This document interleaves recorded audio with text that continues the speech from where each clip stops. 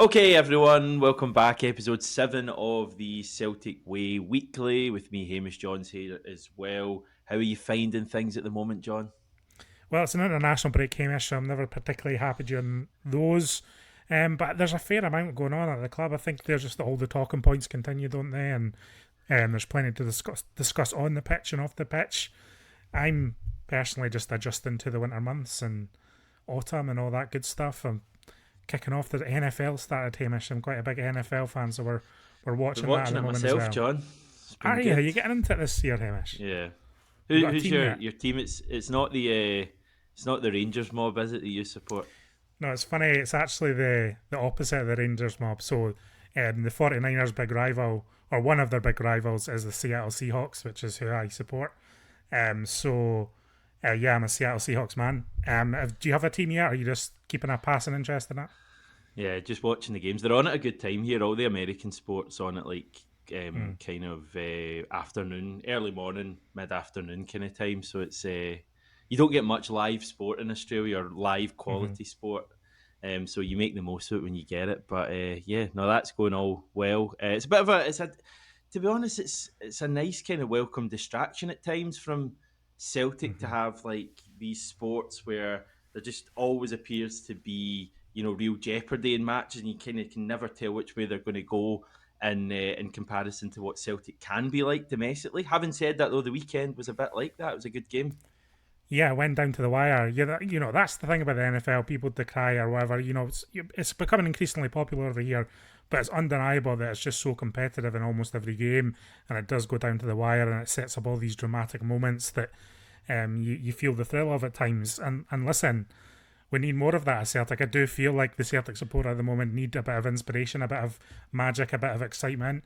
And in fairness, Sunday, for all its faults, and there was bad points to the performance, there's good aspects of the performance. For all the faults of the day, it did feel like one of those days that got you energised to be a Celtic supporter. And I don't think really, perhaps Celtic supporters haven't had too many of them over the last couple of months. So it was good to get that feeling again. I feel, there was a bit of adversity in the game in terms of going behind, of Celtic's own making it, I would add. But Celtic had to dig themselves out of a hole, and eventually they did, Hamish. And I think we'll talk a bit about the some of the worrying aspects of Celtic at the moment and the performance at the weekend and against Bragg and etc. But I think to kick off, I think you have to say, I think the team deserve massive credit for digging themselves out of that hole, because 2-1 down. Mm. There was misplaced passes. The atmosphere at Celtic Park was toxic. It was building and heading towards one direction, and actually Celtic managed, I thought, to find what it is within themselves that we saw at times last season, and started to look a bit like the old Celtic again. And so that was encouraging for that half an hour for me. I think it's unfortunate that I had to take that moment to get to that point for this team, but they did get there in the end. Well, did you see anything from them in that kind of, Mm.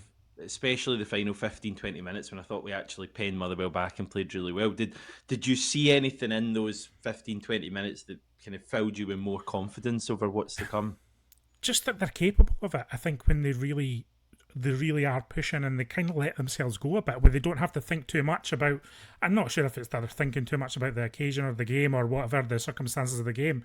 There was more of a freedom, Hamish. And what I immediately, what the thing I noticed most was, of course, the pressure that Celtic were putting on Motherwell, who admittedly were tiring in the game and they were building it from the back. It was right pickings for Celtic to go at Motherwell, but go at them they did. And I thought, even Benjamin Negrin's goal, I think you can say it's a goalkeeping error, you can say it's a big mistake from Motherwell, and it's right to say that.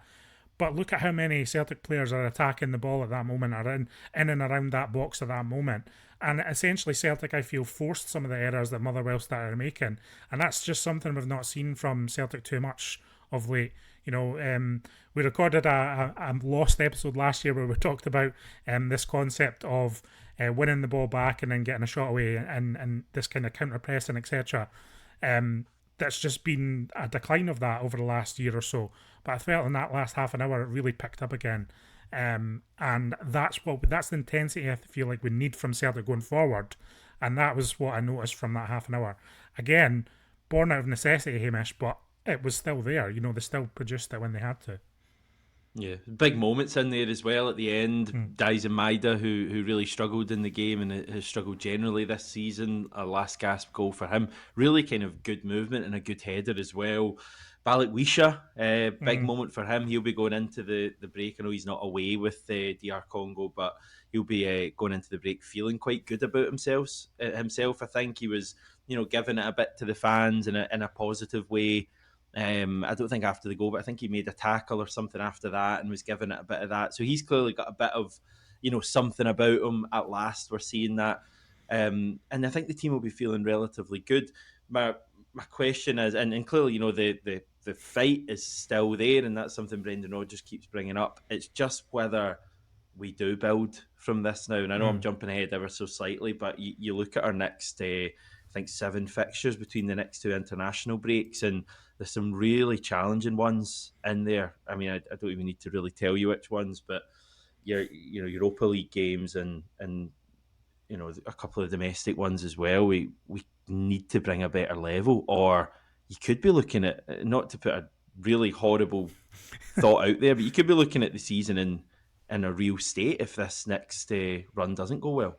Yeah, again, I mean, one good thing I think about the international break, and I think we mentioned this in a show we did earlier, but a few weeks back, it does split the season up into these kind of mini blocks of fixtures where you do feel like you get a through line throughout them all. So Celtic's last 6 fixtures didn't go particularly well, I would argue, and the next 7 have to go well if this season is going to turn into a season that we want it to. I think the worry for me throughout all of this is that, well, there's two worries. There's one.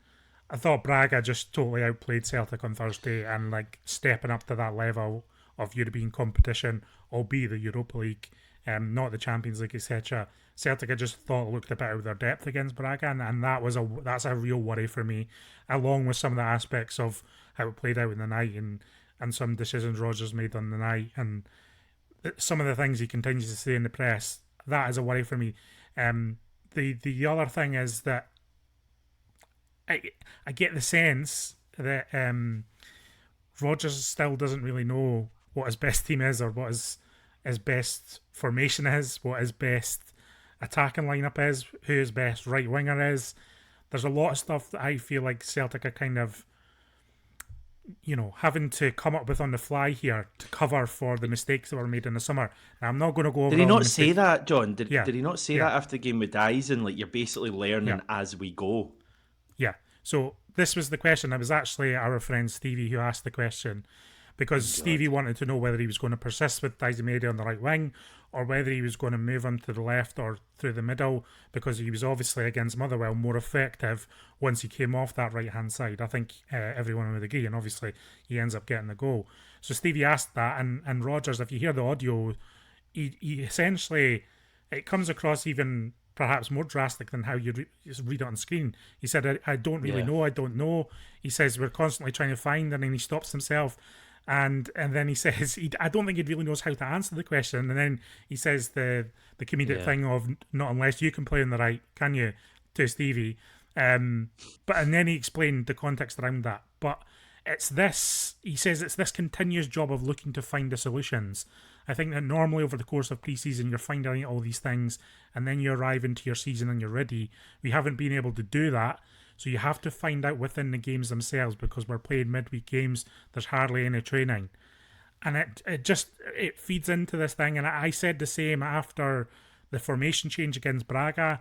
Rodgers is like testing out this team as the season is playing out. And for us to be in October, it's a little bit unnatural, a little bit alien to what we've seen from Brendan Rodgers' teams in the past, where it does feel like he has stuff figured out going into the season. I still don't think he knows who to play at right wing. And if you look at the list of players he's played almost everyone that he could think of there. He's played Yeah. Maeda there, he's played Nigrin there, he's played Yang there, he started James Forrest there, he started Balikwisha there, Balikwisha. of course, as well. So that's 5 players, and I don't think you could really say any of them are the answer, Hamish.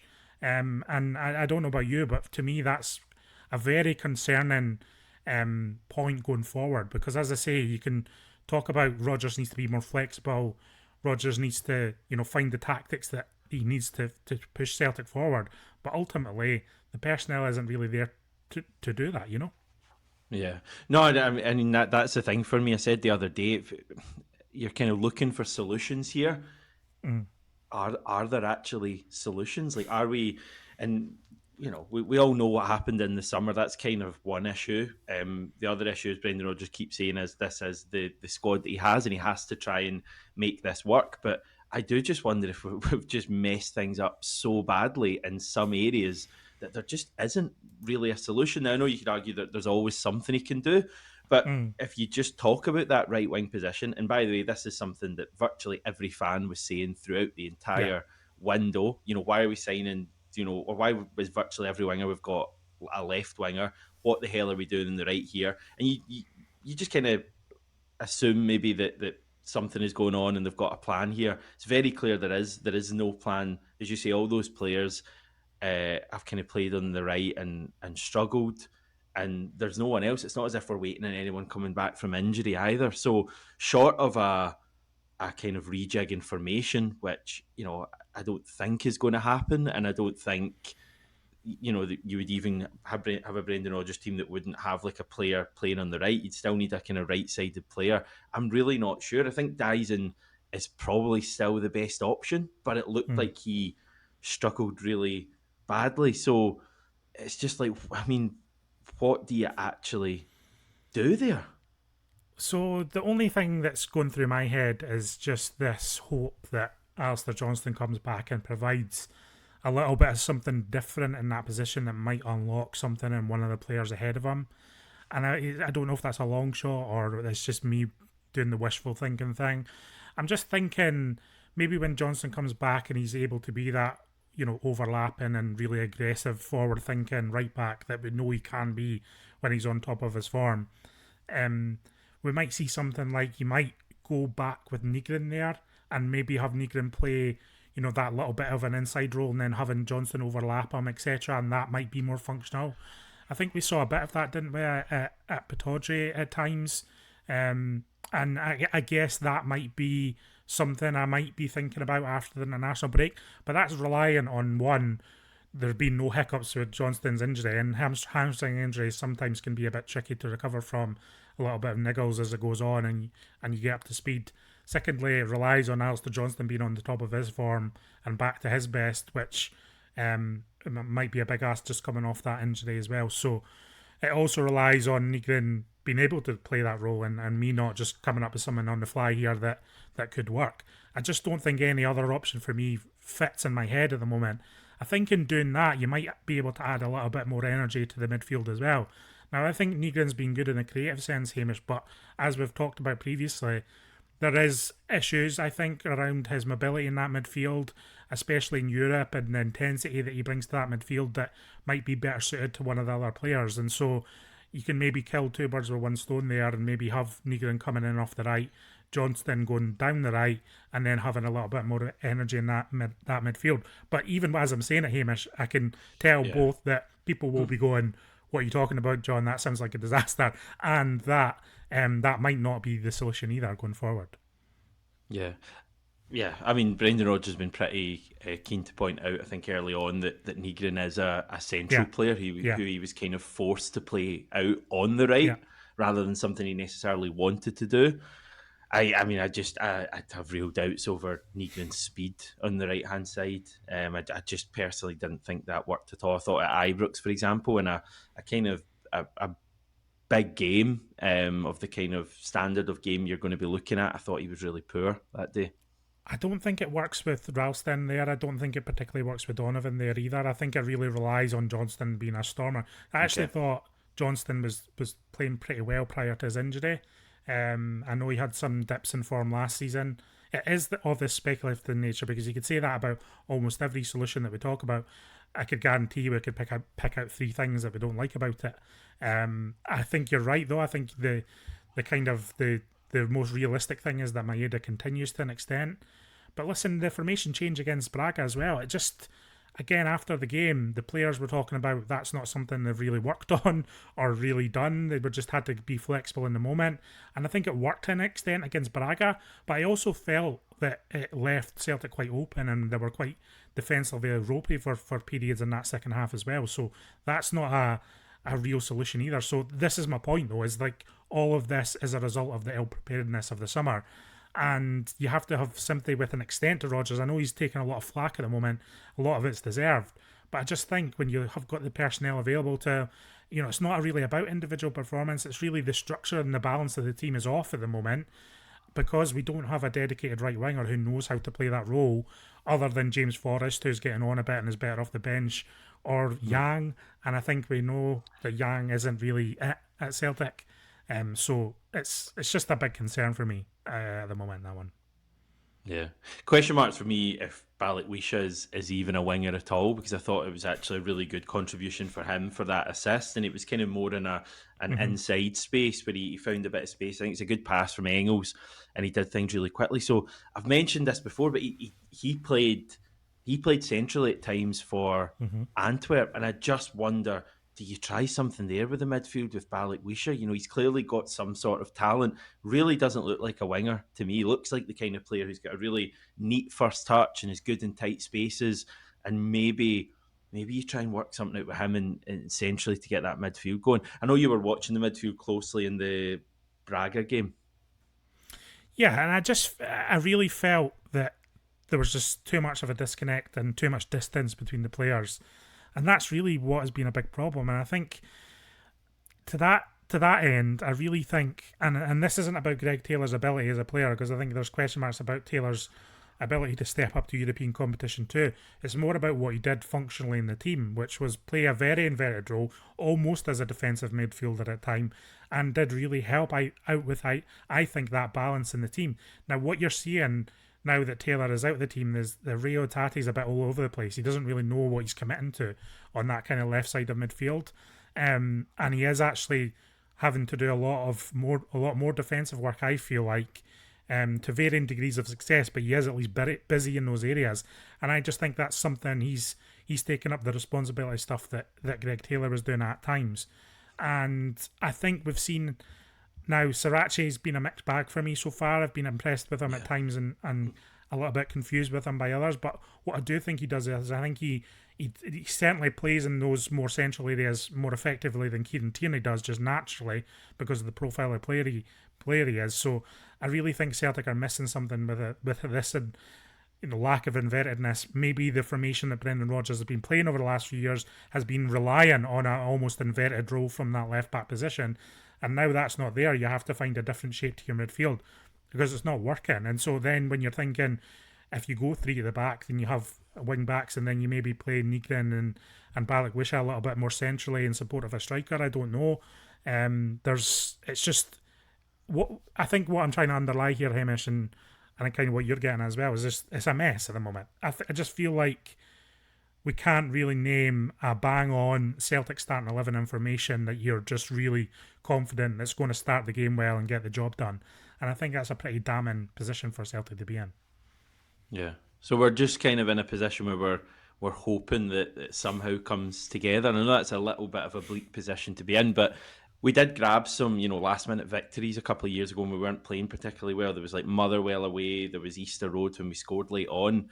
And then the team did kind of find a way after that to just get things together. And I remember like Rio Hatati coming back into the team was a huge thing at that point. We've not really got anyone coming into that midfield, and the midfield's a major concern for me. But I don't know, just kind of watching things, hoping that it comes together. Is that what you find yourself doing at the moment? Just watching games, waiting for things maybe to come together?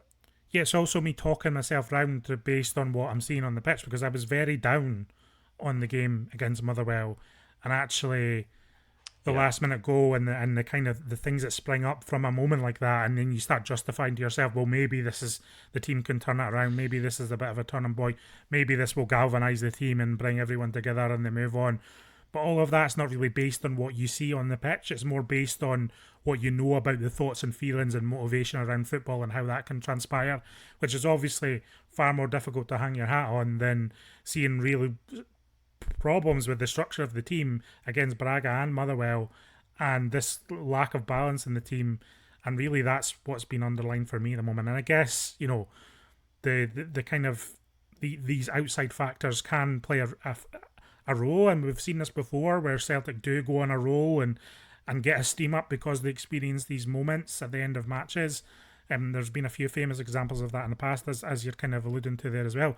So I guess, yeah, as a hope more than an expectation, but the hope is that they can use that to kind of feed whatever they need to get themselves up and motivated from these games. Because, frankly, the start of matches are a complete shambles. If I'm being honest, Yeah. the Celtics' first halves this year have been well below par, and actually, it's only because they've been forced, I think, into some tricky situations that they've managed to find some sort of motivation to up their performance levels, because obviously they have a level of professional pride. These players aren't going out to lose or draw these matches, Um, and they have only lost one game. that's the kind of the irony of what we're talking about. They've only lost one game within a 90-minute period. So, and that was only last Thursday. So, but the players are going into these matches with a personal pride, and so when they do find themselves with their backs against the wall, you do notice something kicking in, and we saw it against Motherwell. I guess that's a good sign, Hamish. I guess you could look at that as being a positive, but for me, I'm just like, well, where is this? Where is this from the start of a game? Where is it, and what's gone wrong before that? And to me, the problems just seem to be around the way the team's set up, frankly, and I think it's because of a lack of personnel and what Rodgers has talked about before. When these players have spent so long at the club, that they just naturally lose a bit of motivation. Cameron Carter-Vickers, Rio Atate, Callum McGregor to extent. These guys have done it all at Celtic. They don't really have anything more to achieve at the club other than prove themselves at a Champions League level, which they failed to do this year. So what is left for them? What is motivating them? And I think that's a question mark at the moment too. Yeah, just finally, that is something I actually wanted to mention. Was, I mean, you'll have seen the clips shared online from the end of the game, and Kelechi Iheanacho, getting totally involved and invested in the final few seconds of that match, and really living every moment. And for me, that was just the kind of perfect encapsulation of like the importance of these guys who are fresh in the door at Celtic, and this is their first time round with the club, and everything's fresh and invigorating, and they've not achieved anything yet, and they're incredibly hungry. And I'm not questioning guys like Callum McGregor. I mean, it's almost unfair to kind of to put him into that bracket because he has gone again so many times, and I think his will to win is still there. But there are some players in that squad who I do feel probably just don't get the same motivation anymore from Scottish football, or even maybe Europa League football after playing in the Champions League for the last few years. So that's an issue for me. I think we really need to lean on the guys who have the real hunger. That's the thing Brendan Rodgers has to do. He has to find a way to get these guys in the team. Tenekte, Iheanacho, I think even Balikwisha, who's struggled so far, but I think he's got something to offer if we can find a place for him. Colby Donovan, Dane Murray if needs be. Dane Murray, because like I feel like if Cameron Carter-Vickers, who I don't think's playing particularly well at the moment, you know, if he continues to maybe make the odd mistake here and there and not look entirely convincing, would putting someone in like Dane Murray with that hunger, make a difference for us. I'm not saying hunger gets you everywhere. You need Mm-hmm. quality as well. But I just think Brendan Rodgers needs to make big decisions here. I think he's been a bit safe Mm. for me. That's just Yeah. my opinion. I think that midfield, you need to change something big. You need to get Paulo Bernardo in there. I know Bernardo isn't going to solve everything, and there's always a tendency to make these players who aren't playing, the best players ever. But do something different, because that midfield as well is a major concern. Lean in these new guys who have the hunger, and I honestly think they could take some of the other guys with them. I think that's a great point, Hamish. And listen, it's not even, it's not a slight on their moral character to say they might not be as motivated to play for Celtic anymore. I think it's just Yeah. the natural way of football these days. And so I don't mind saying it. I don't mind saying I would be massively surprised if Cameron Carter-Vickers has the same motivation levels to play for Celtic now as he did 2 or 3 years ago. Same goes for Rio Tate. I think, it's not a slight against these guys. The days of club loyalty and playing for the badge, that's over. It's over in this era of football, I have to be frank. So I don't have that expectation from them. But at the same time, when it happens, where they do, I think, lose that edge, and I think it's an edge that they lose. I don't think they're consciously thinking, I hate playing for Celtic. I think it's just something within them that they lose. When that does happen, you have to be brutal about it. And listen, Rodgers spoke about it for about 8 months in the build up to the transfer window. So again, this should have been Yeah. of no surprise to Celtic again, you know. But you have to be brutal, and you have to make sure that Celtic are cared for first and foremost. And I just think some of these players, like you mentioned, have maybe just let that slip a little bit. And I think the point about hunger is really valid. Again, Ian Acho, another one, just so desperate to play for Celtic right now, and has that bit about him that he does that, you know. And it's a really difficult one, Hamish. And listen, I no someone who's been taking pelters for weeks is Arnie Engels, but actually against Motherwell coming into that game, I actually thought, I know he was a little bit sloppy in possession at times, but he did have that drive and ambition to impact the game for Celtic that I've not seen from him for quite a while, to be quite frank with you. I know he was coming on as a substitute. We need to see it consistently from the start of the game, but he did look like he wanted to change that game, and I think let's build on that and let him show that as well, you know, because there's been a lot of talk about his motivation, you know, his situation at Celtic, but he wanted to win that game on Sunday. I don't think you can deny that at all. Yeah, good pass for the final goal. I just think, very final point, I just think from a fan point of view as well, it gives you such a boost. See if that team comes out and there's players there who you just give you a bit of excitement. And I honestly think that makes such a difference how everyone feels. That team that started the game on Sunday, I just saw the team, and I'll be totally honest, I just kind of rolled my eyes a little bit and went, right, okay, maybe we'll see something from them. And it's sad that it's got to that point. And I saw someone else, can't remember who it was, shared like the team they would have fielded on Sunday. And I was looking at it, and I think, as I say, I think Dane Murray was in there, and there was various roles for the new players in the midfield was like Bernardo and Engels. And I was looking at it going, God, you would just be a bit more excited, you know, seeing that. And it might not work, but I just think Brendan Rodgers has to make big decisions here. He can't be afraid of keeping these guys who have served the club well for a number of years. If they're underperforming, take them out and put other players in. Yeah. But And, yeah, and yet, we're not asking, you know, we're not asking Rodgers to pander to the fans either. You know, it is a reality of just getting something extra at the team. And listen, my final point as well, Hamish, is that the fans are there. They're desperate to like these players and like this team. yeah, we It's want to not feel like there's good. Yeah, they're not sitting there, you know, wishing ill on these players. And the best example of that is Ian Acho, because as we all know, myself included, slated that signing when it Are happened. you going to apologise yet? Yeah, Have you done your big apology? I'll personally apologise to Big Kells. I think the squad and Brendan Rodgers are calling him. But just that turnaround, and the, you know, people respond to stuff like him kicking every ball in the touchline and running down the touchline at the end of the game. That's what we want to see. And that experience is there for these guys if they show it.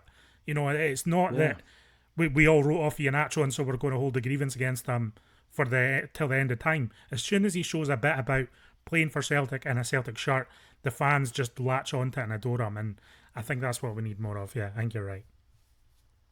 And the season's in an okay place. For as much as it's been a bit of a disaster so far, we're still just a couple of points off the top. The Europa League is still there for us. Couple of huge games. I mean, we need 4 points in the Europa League. But yeah, the league, couple of points behind Hearts, and a big game at Tynecastle to come. I mean, that could be the making of this team. Imagine we go to Tynecastle and win that cup semi against Rangers. Like, that's the thing. We could come out of this next period, going into the next international break, top of the league, in a cup final, and in a decent position to advance in the Europa League.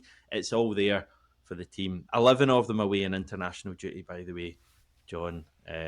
Sirachi's Yeah. away with Uruguay. Yeah, there's a few of them away, and I think the rest of the players actually get a bit of time off these days during the international break as well. So I don't think there's any training for the first part of this week.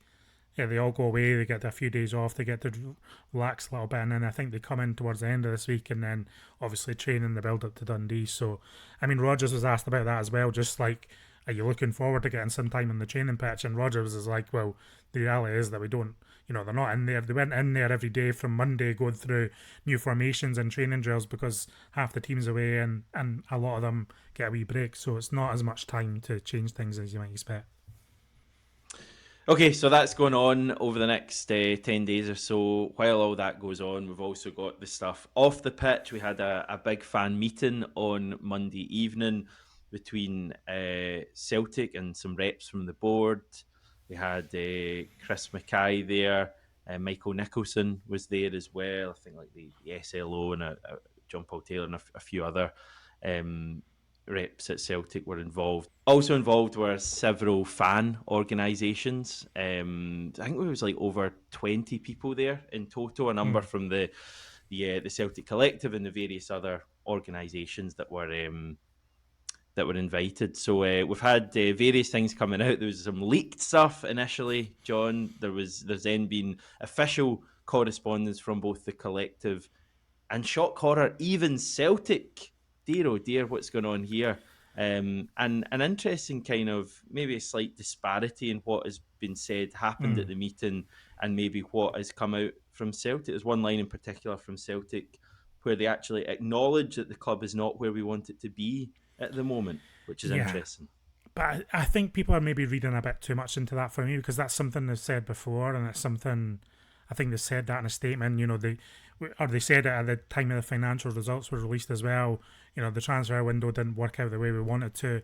That's just putting their spin. I'm sure they said that at the meeting, but I think the problem that the people who attended the meeting from their version of events is that beyond that there was no substance to really what Celtic were saying, and a lot of it was that kind of defensive justification or trying to provide a context that just isn't too credible based on how the rest of the support is feeling. And listen, I think my big question coming out of it, Hamish, is like, what were Celtic wanting to get out of this? What was their intent? Yeah. Because I think agreeing a meeting of this point and inviting all these fan groups is fine if you're prepared for the meeting in the sense of you have something different to say.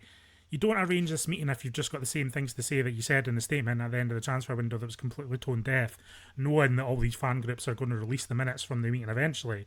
I just don't really understand what Celtic were doing here with this, because again, they've managed to contrive to make the situation worse than what it was before going into the meeting, and I just don't think that's a good place to be. And the word from the fan group or the Celtic collective was that Celtic were trying to play this off as a communications issue, or that they had to work on, almost educating the support to agree and communicate with fans better.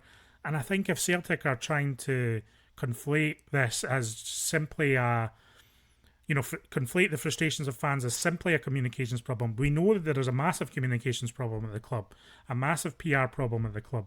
But that's the tip of the iceberg for most people.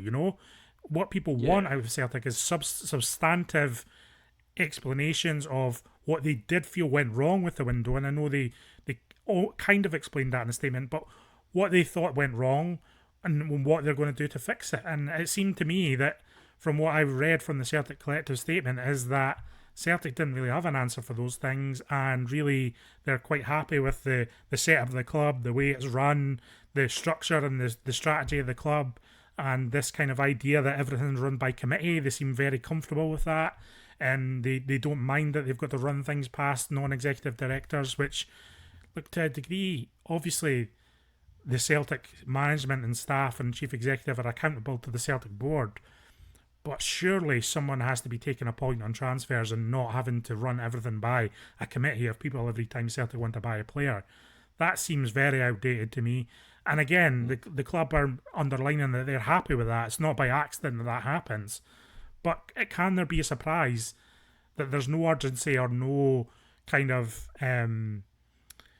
there's no urgency. There's no there's a lot of hesitancy or a lot of difficulties with negotiation when everything has to be run by various different groups by email. It sounded like from the statement that collective put out.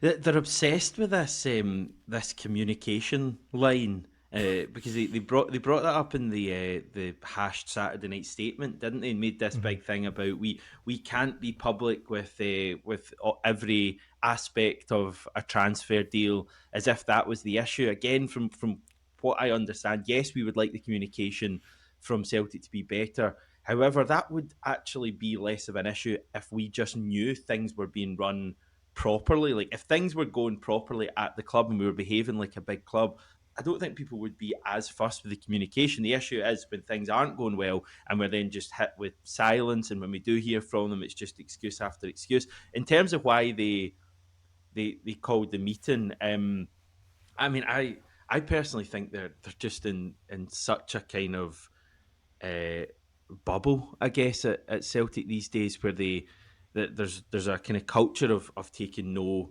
responsibility for anything they do and making excuses. And I think they honestly believe they're doing the right thing. I don't think they've kind of um, they're lying when they say we're doing the right thing. I think they honestly believe at the club they're doing the right thing, and I think they still think we can call a meeting here and convince people, and we'll be able to talk them round, and this will all go away. When, as you say, the reality is like if you're calling this meeting after all of the fan frustration. I mean, there's literally been protests at every game over the past 3 or 4 weeks. You're calling a meeting. You've got to have something to offer here to make things better. Like surely someone at the club realised if we're calling a meeting here just to basically refute every allegation that's put forward about us and to play down everything and blame other people, then things are going to get worse. But I just think they've convinced themselves so much that they're doing the right thing that they genuinely believe that. Yeah, and I guess their line now is, we accept that the summer went wrong. And listen, that's a given. But, like, what are you doing to fix what went wrong? Again, you don't need to give us a play by play blow of what your strategy is going to be in future transfer windows.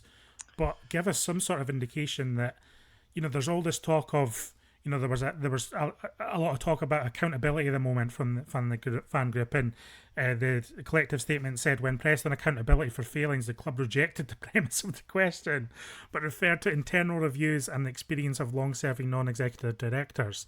The club provided little evidence of independent oversight and no belief that substantive change may be required. Now, if you rely on internal reviews and you put a trust in those that they're valid and acceptable, then there needs to be at least some sort of communication of what those internal reviews throw up and what the summary details of that are. And again, you don't need to give a blow-by-blow account, but there's reviews that have taken place within the club that they've kind of communicated publicly that would happen that are then never, the results of are never communicated. We know that Gordon Strachan did a kind of review of the kind of youth and the youth setup and the academy setup. Once upon a time, the club promised a review into the 2020-21 season. That was never communicated. Still waiting on that. Still waiting on that. So it's okay. I think well, it's not okay actually. But listen, they have the viewpoint that they have these internal reviews, right? That's fine. But the support base are asking for more than that. What Celtic are doing is creating this weird hybrid of anger and apathy both at the same time. And I think that's very dangerous because I don't think the danger here, Hamish, is boycotts or anything like that or quite extreme protest action. I don't think that's really what Celtic should be worried about. I think what Celtic should be worried about is they're just switching people off and turning people off of Celtic. Now, we know ticket sales are down. Obviously, Braga wasn't a sellout. I don't think it was ever going to be with like kick-off time. But we know Motherwell didn't sell out either. A lot of season ticket holders didn't turn up. I've heard that retail sales are down significantly based on kind of what their expectations were of September. So I think all of those factors are things that Celtic will be aware of that's probably pushed them into this meeting as much as anything. But again, you've got to have a plan for this meeting. You have to be communicating something new. If Celtic hadn't had this meeting, then kind of everything would have been status quo. It wouldn't have been ideal. We want communication from the club, but we want communication from the club when they've got something to say. It's not, we don't just want them to sit in a meeting and go, no, actually, we think everything's okay. Otherwise, there's no point in having the meeting. So don't arrange these meetings unless you have actually something different from the status quo that you have to update to the support or the fan groups or whatever. It sounded to me, Hamish, like a more polite version of the statement they released after the transfer window. And we know that was widely panned for its substance and and tone. I think the tone was probably better from this meeting, and I think we'll probably see that borne out from the minutes that get released by each side. So the tone's better, but what they're actually saying, there's no change to that at all, it seems to me. There was a line from some of the leaked that they were kind of talking about. I think the collective maybe mentioned this in the statement as well, about some European tax laws or something silly like that. That's the kind of patter that Celtic fans just have no time for, I think, and the club need to realise that quickly, or as I say, they're really at risk, I think, of deepening this divide and turning off Celtic fans to the extent where, again, I don't want to say it again, but the cash that's generated by supporters is so important to the club, especially without Champions League money. They're really at danger of switching that cash flow off to a degree that will be harmful to the club. Yeah, they spoke about tax laws in different European countries and also pointed to examples where they believe, which they believe is evidence of the transfer strategy working. So, it's total denial. It's interesting, though, just to pick up on your point about the revenue potentially being down, and people will know they've opened up a new store in Glasgow City Centre that's double the size of the one that it's replacing, and I'm not sure that's going particularly well. You would certainly, have to say that if things were better at Celtic, that would have been a kind of a better opening, and it'd probably been a lot busier. So I guess, though, it's maybe evidence that they are concerned about these kind of things, and that's maybe how, the collective get through more to them here. My difficulty here is how do you reason with the Celtic board when they're still totally convinced that they're doing a great job here, while Celtic Park, continues to look a bit of a state, which I don't enjoy saying, but that's from what I'm hearing from people who are going to games, and other clubs are publicly mocking the way we do transfer business, and they've turned a knockout Champions League team to a struggling Europa League one in 6 months. Yet they still think they're doing well. How do you get through to them properly? I think this idea of independent oversight is valuable, and I don't think it needs to be. Look, I get why Celtic are hesitant to it, because they feel like we've got experience, we're experts in the field, and all this sort of stuff. But frankly, whether they feel hard done by this or not, the trust has been eroded. Okay, so the actions of the football club over time have eroded trust between its customer base, its support base, and the club. That is undeniable. I think that trust is withered away to the point, it's just hanging on by a thread, I would suggest. So whether rightly or whether Celtic feel aggrieved by that or not is immaterial. What they need to do is rebuild that trust. And so how do you rebuild that trust? I really think this concept of a fan advisory board that has some sort of, oversight of the club's actions and can feed back more formally, both to the wider support and to the club on a regular basis, that has meaning, that isn't a behind closed doors meeting, that is its own group and has its own, kind of relationship with Celtic, that is formal and understood and taken seriously by the club, is a good way to go. I'd heard rumblings that Celtic might have been open to that at some point. I don't know if everyone within Celtic is open to that, but I know that some people were. And so I think if you're going to rebuild trust, you need to take a step like that. You need to arrange a meeting with these supporters groups and go, okay, we're going to take this concept of a fan advisory board seriously. We're going to let appointments be made to this body, and we're going to treat this as an important part of communication with the support. And it's not just these forum meetings, it's not these behind closed door meetings that you get rumours coming out of WhatsApp of.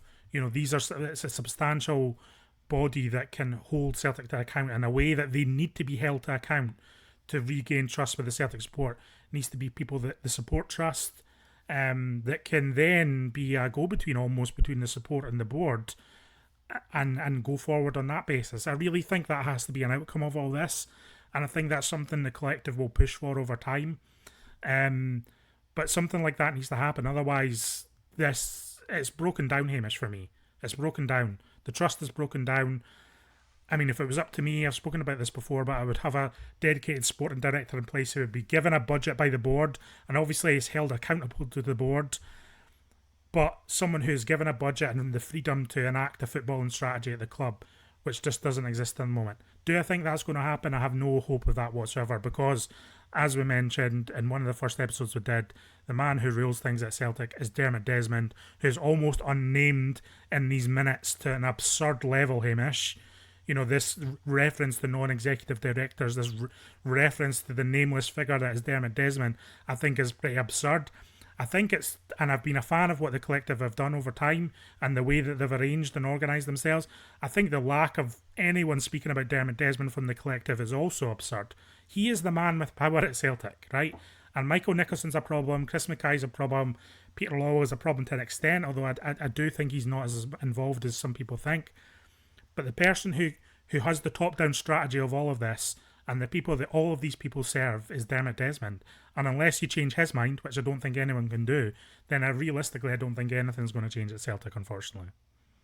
And Dermot Desmond steadfast in his beliefs, and if he thinks things are going well, and as I say, I mean, we literally heard it in the meeting, and I know the minutes aren't out at this point, but the mentions of last season in Europe, you know, being a success, and that is just the Celtic board, you know, to a T, and the excuse making and looking back at things they've done well and thinking that gives them a free pass for the rest of eternity if things don't go well. I question, you know, for that fan advisory board or whatever to come about, there needs to obviously be a concession from Celtic there, and I just don't like see that happening. I think things would have to get really bad for that to happen, and sadly, I think that would probably be really bad on the pitch. Things have to happen in terms of Celtic really struggling and losing some big games and losing out on some trophies and whatever else. So that's, you know, a bit of a kind of bleak scenario that's maybe ahead of us. But I just think, you know, after the disaster of a summer and all the things that have gone wrong that I mentioned, the fact that there's still no real kind of accountability there, they just respond to mistakes with denial, really, rather than any sort of accountability. So that has to change in some way. And how does that change? Do things have to get really bad? Do the finances have to be really badly affected at Celtic for some sort of concession there? No, I agree. And listen, look, if you this fan advisory board, do I think it would be a magic bullet that solves Celtic's problems? No, I don't think it does at all. But I think if you look at the setup, there's, and this is a common thing in football. This isn't something weird that I'm asking for. Like if you Google fan advisory board, you'll see about 30 clubs in the UK alone that either play in the Scottish Premiership or in the English Premier League that have these systems in place. And effectively, the remit is similar. It's a more organised and more formal version of the kind of fans forum that it kind of gets put forward that the club can just forget about and palm off. But this is a group of people who can hold the club to account in a meaningful way publicly. And I think that's the key thing here. If Celtic want to earn the trust of supporters back, transparency is key. I think, again, just going back to something from the collective statement, but the fact that Brendan Rodgers spoke publicly that maybe he would like an independent, maybe he would like an inquiry into who briefed against them in the press. And again, we don't know the full story behind that story or how that all played out. It is a very strange thing that happened. But for the manager to speak about that publicly and then for Celtic to say, no, listen, we've dealt with that internally, we don't need to speak about it anymore. Again, it's just another bit of evidence that this transparency or this want to be transparent doesn't exist inherently within the Celtic board. And I think they need to change their mind. They need to change their viewpoint on that at least and come at it from a perspective of we want to be transparent because it benefits us as a club and as a brand and as a business to be as transparent as possible. It is 2025, I keep reminding people. Successful businesses have a fantastic relationship with their customer base, which in this case is the Celtic support. And to do that, transparency is a strength. It's not a thing that they have to be scared of. And I think that mentality is 30 years out of date. And I think they just need to get themselves together, grow up a little bit, and start to treat the support more seriously, frankly. Yeah, they've created this environment where, you know, everyone else is the problem, everyone else is a threat, and Exactly. Usually they need to kind of wake up to that and yeah, be more positive about things and less fearful. Okay, so we're going to have minutes out. I think Yeah. they need to agree on the minutes. I noticed the line from the collective saying if we don't agree with the minutes, we'll release them anyway. So that will be interesting to see how that goes. Yeah, I mean, I would be very surprised if the minutes don't differ quite dramatically based on what I'm hearing about some of the stuff in Celtic's statement. I don't want to accuse the club of anything without seeing the minutes of both sets of people or multiple groups, because I think there might be a difficulty in agreeing the minutes from all the supporters groups that were at the meeting. From what it sounds like, I think maybe some groups will have a different version of the meetings than others, because it wasn't just the collective, it was 8 different people. There was one of the groups didn't even sign the open letter. So yeah, it was interesting times. But I think people have to look very closely at what the minutes of the fan groups are, what was said by Celtic in their statement, and try and find out what the truth is or the reality of this is. I just think it's strange that Celtic went into that meeting without having anything new to communicate to supporters. I think that was a serious misstep. And again, it's something they need to learn quickly, Hamish, because as I keep saying, this erosion of trust, it affects the Celtic support, and the byproduct of that is it will harm Celtic as a business. And I think they need to wake up really quickly. It's absurd that they just aren't aware of these things, or seem blissfully unaware to all of these things. I can't understand it from a strategy perspective, from a football perspective, from a supporter's perspective, from a business perspective. Celtic's approach to all of this over the last few months has been, frankly, the actions of a club that don't seem to have a grip on reality. and that's a nice bombshell to finish on. I'm sure that story will develop as we go forward. Was there anything else you get off your chest, John? No, sorry, I guess that's Yeah. been building up for a while because we haven't had an episode out for a couple of weeks. But listen, do I have hope still in these players and this manager to an extent? I know a lot of people have lost hope. Celtic have lost hope in Brendan Rodgers, have lost hope in these players. It still exists. There's still a part of me that thinks something's going to click here, surely, Hamish. I know you're feeling that as well. I And I was a week guess, ago. I was a week yeah, ago. before Braga, And the lost recordings, I was yes, quite you were, positive. yeah. I just felt like something was building. That Braga game was a real kind of sore one for me. I found that really difficult because It I was. honestly thought we were about to kick on, and after the result in Belgrade, and I thought we really struggled on Sunday as well. I really don't feel nearly as positive about it as I think a lot of people do. And I'll be honest, I mean, sorry to finish on an absolute downer here, but these next 7 fixtures between the two breaks, they worry me. They worry me. Like there's like Hearts at Tynecastle. God, you don't. I mean, Celtic aren't favourites to win that at the moment, are Mm. we? The way Hearts are playing it away from home, I just think Rangers with a new manager in that cup semi is things can change very quickly when you get a new manager, and that was my concern. Uh, and then the Europa League games, Midtjylland have started well. Sturm Graz beat Rangers, so the pressure's really on. I just really hope they prove me wrong here. Yeah, this next 7 fixtures that we've got there, it's kind of like this thing where if this 7 game goes wrongly, I'm going to start worrying about this season to the extent that I worried about the season we do not name. That's where it would get to me if these 7 games go wrongly. Still, a part of me thinks something's there to harm us, surely. But it's getting to that stage where now, again, and you're right, you're looking at these next game. You're looking at the Dundee game, and I know I'm not saying Celtic are going to go to the Ends Park and get beat. What I'm saying is I'm not looking at that game as that's definitely Celtic are going to win that, No, which is where it none of was a them year there. ago. No, none of them. None of them are absolute bankers. Um, yeah, it's difficult times, Hamish. But yeah, it's going to be interesting to see how we get on in those games. Not particularly positive that things can change. We'll leave that there for now, John. I'm not sure when we'll be back. Hopefully next week, and hopefully feeling good about things. Thanks so much for the support, everyone. It is really appreciated. Let us know what you made of the various topics we covered in the comments. Tell a pal about the show, and we'll catch up with you next week. Speak to you then.